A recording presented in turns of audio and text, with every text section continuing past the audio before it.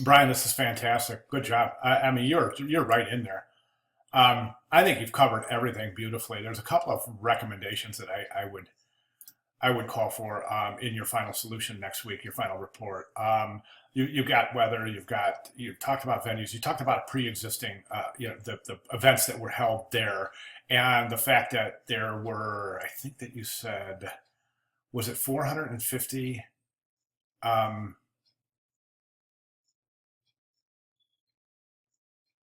okay, hang on one second. Said that in 2008, Goldberg was home to the National Winter Games, and which hosted over 450 athletes. So that's fantastic right there. So, dig into that and try to find some resources regarding the available rooms, hotel rooms, and the accommodations for the temporary population that will converge on this location.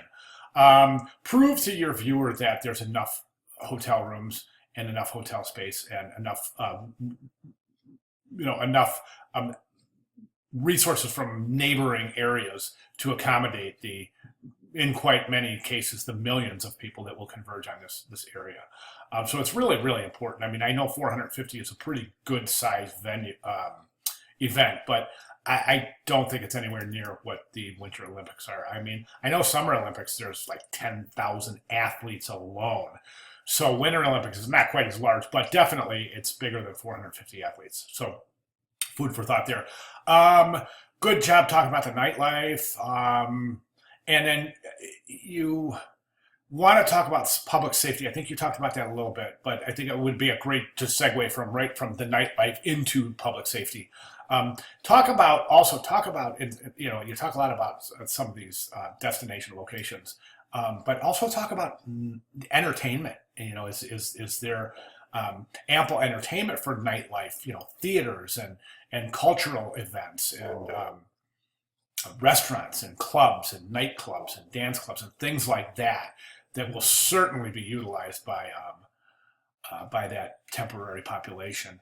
Um, this is good. Now I'm going to tap into that a little bit so we can talk about how the area is able to um, host or maybe retrofit some of these pre-existing venues and constructing new venues that would be needed for this event. And also, when you're talking about constructing new venues, try to talk a little bit about what's going to happen to those venues once the event is over. As we've seen time and time again, there are many locations where those venues are left to ruin. And one of your classmates posted an interesting resource over in the questions area of the classroom, right over here. Where the heck was that? Up here. I'm just going to look at activities, and I'm going to show you where this is, and so you can get an example, and so you can really see how slow my computer is. Over right here in the questions and answer discussion board, I'm going to drop down there real quick. Let's take a look at that. I want you to see this because this is kind of directly what I'm talking about considering things like that carbon footprint and how this event could possibly negatively affect the area. And what we have right here, David Yaki posted this one. So take a look at that. That shows Olympic venues after the torch goes out, and that shows a lot of those venues that are in ruins. So having a plan for those venues is going to be a critical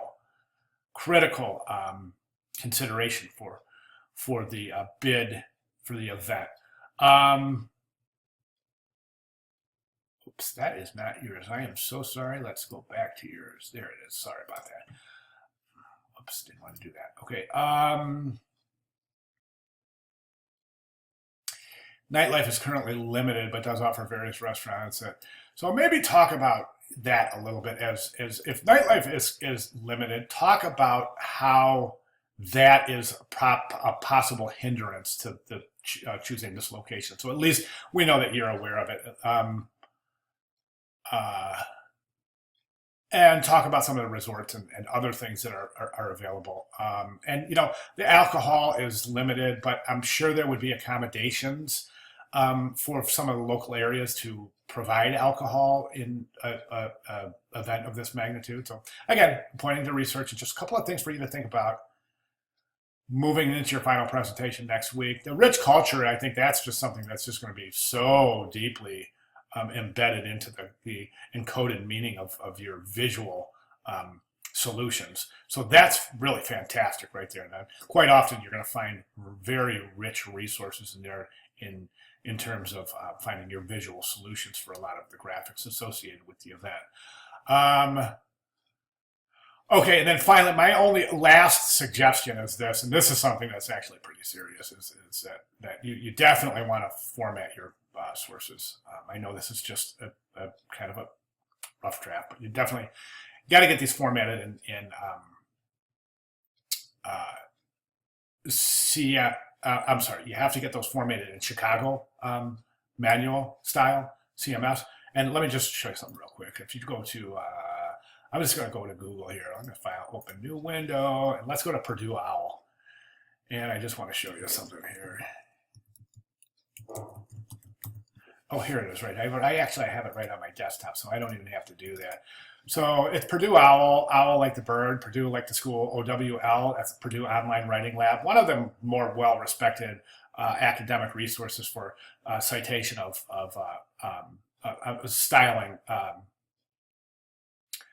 styles of your citations, MLA here in CMS, and